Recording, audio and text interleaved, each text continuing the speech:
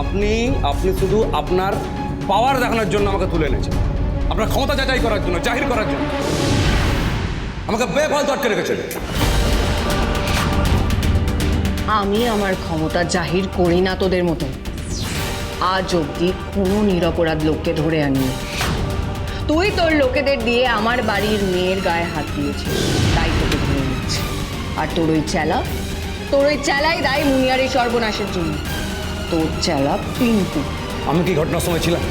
আচ্ছা আপনি বলুন, আমি ছিলাম কি?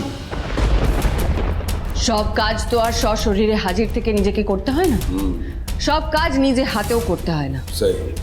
যবে থেকে আমি আজবগঞ্জে পা রেখেছি তবে থেকে তুমি আমাকে হুমকি দাওনি, বলনি আমাকে 72 ঘন্টার মধ্যে গ্রাম থেকে ফুটে যেতে হবে। তুমি শঙ্করকে গিয়ে হার্টের থ্রেড দিয়ে আসোনি?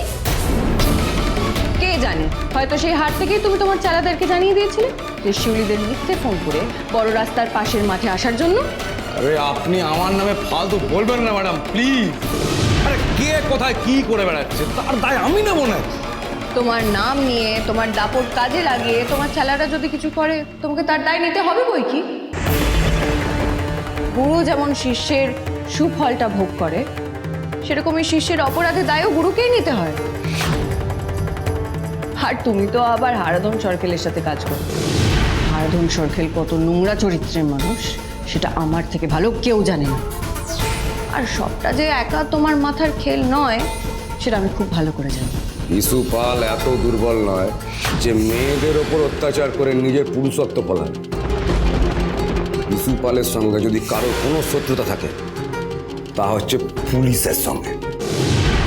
তাই বেশ, ধরে নিলাম বিশুপাল মেয়েদের সাথে খারাপ কিছু করে, কিন্তু তোমার চেলারাই তো মুনিয়া সর্বনাশ করেছে। তা তুমি যদি কোনো অন্যায় নাই করে থাকো তাহলে যারা অন্যায় করেছে তাদেরকে পুলিশের হাতে ধরিয়ে দাও, তাহলে আমিও মেনে নেব বিশুপাল খারাপ লোক নয়। সে তার বৌদিকে সম্মান করে, সে তার ভাইপোকে ভালোবাসে। দরকার হলে আমি তোমার বৌদির কাছে গিয়ে বলবো যে বিশু কিছু করেনি, বিশু কোনো মেয়ের গায়ে হাত তোলেনি।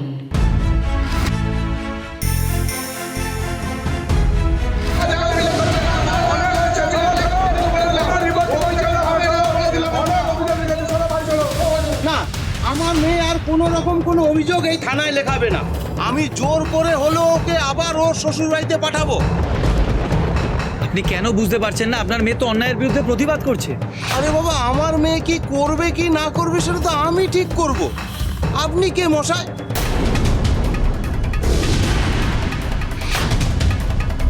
এই মুনিয়া, যা গিয়ে অভিযোগটা তুলে নে। যাও যাও, তোমরা কি অভিযোগগুলো তুলে নাও।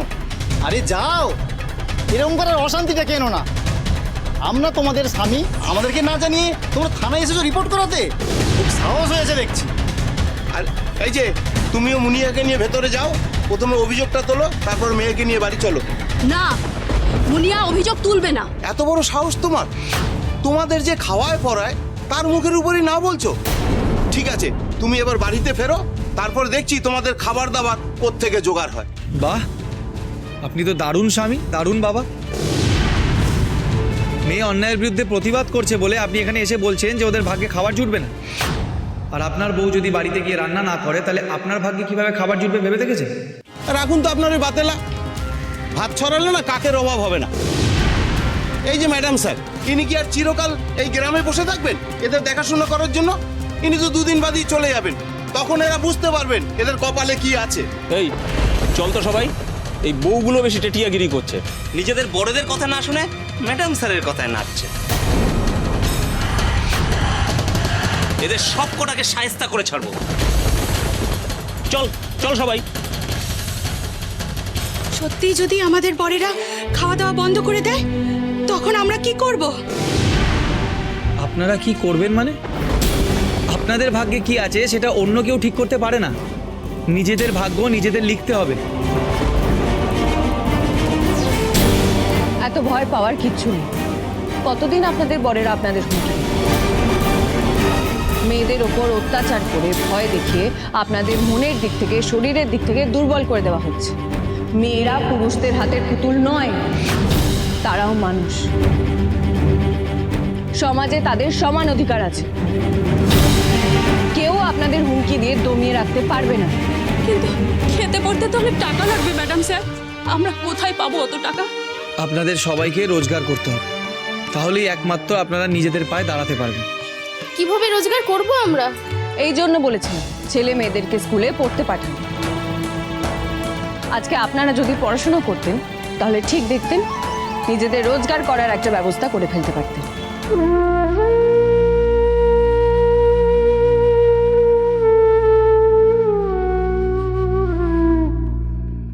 চিন্তা করবেন না, আপনারা তো সবাই সাংসারিক কাজ, হাতের কাজ জানেন।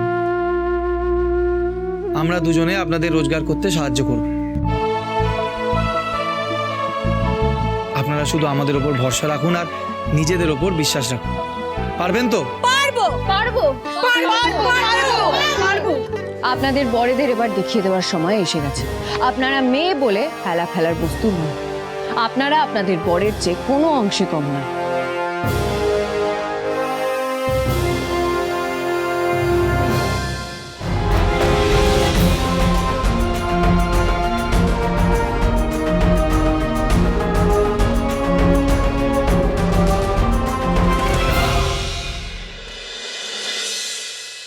তুমি না তোমার এই বৌমনির আঁচল ধরেই থাকো, আমার কোনো মুরদ নেই, কিচ্ছু হবে না তোমার দ্বারা।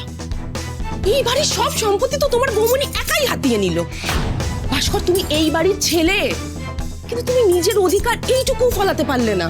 আর তার উপর দেখো আমাকে দিয়ে এবার ঝিগিরি করাচ্ছে তোমার বৌমনি। আরে বৌমনিকে তুমি চেনো না, খুব ডেঞ্জারাস মহিলা।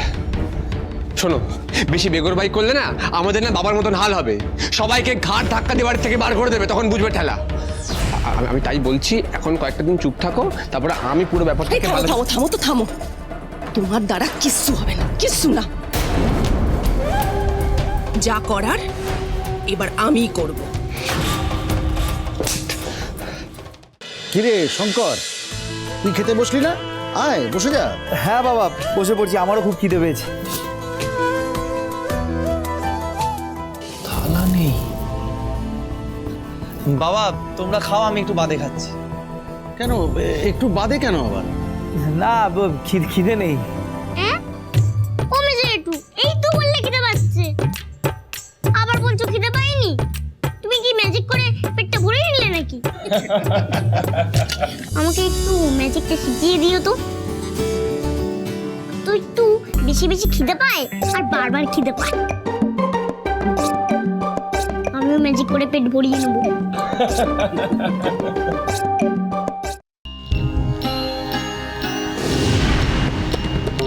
কি হলো, খাবার এখনো হয়নি নাকি? যাই, এই তো ভাত বাড়ছি।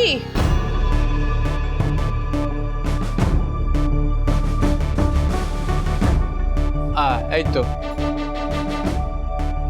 আচ্ছা বৌমনি, বলছি কাঁচামাল বিক্রি করে 1000-5 টাকা পেয়েছি, আর বাকি যা যা আনাজপাতি ছিল ভাড়ার ঘরে ঢুকিয়ে রেখেছি। হ্যাঁ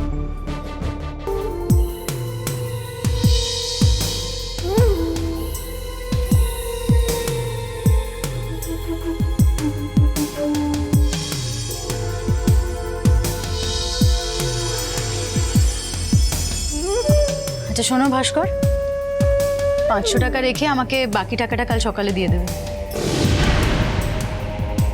কাল সকালে এই বাড়িতে দেওয়ার মতো কিছু পড়ে থাকলে তো দেবে।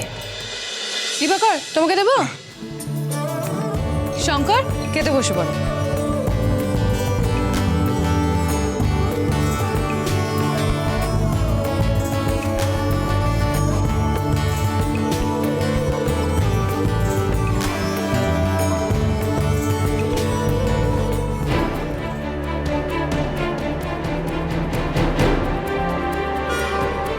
কি হলো, কি ভাবছো? গ্রামের মহিলাদের আমরা তো কথা দিয়ে এলাম ওদের রোজগারের ব্যবস্থা করে দেবো, কিন্তু কি করে করবো শঙ্কর?